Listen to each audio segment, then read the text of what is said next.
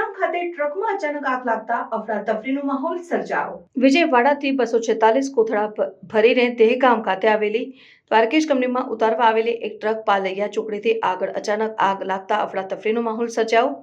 ગાંધીનગર જિલ્લાના દેગામ પાલૈયા ચોકડીથી સહેજ આગળ બાયડ રોડ ઉપર જતા વિજયવાડાથી દેગામ ખાતે આવી રહેલ અને દ્વારકેશ કંપનીમાં મરચા ઉતારવા માટે એક ટ્રક આવી રહી હતી। તેમાં કુલ 246 નંગ સૂકા મરચાના કોથળા ભરેલા હતા।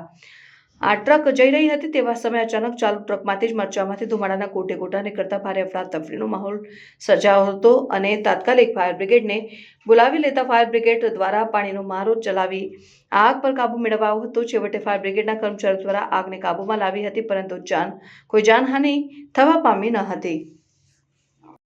क्या नाम है आपका? आ रहा था असलाली से यहाँ आ रहा था माल लेके, अभी असलाली कंपनी से आ रहा था खाली करने के लिए, रास्ते में आग लग गई।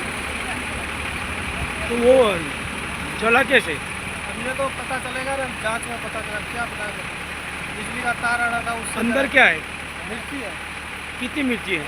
ये 246 बोरी, 40 बोरी। 46 तो 2 और 6 200 और 6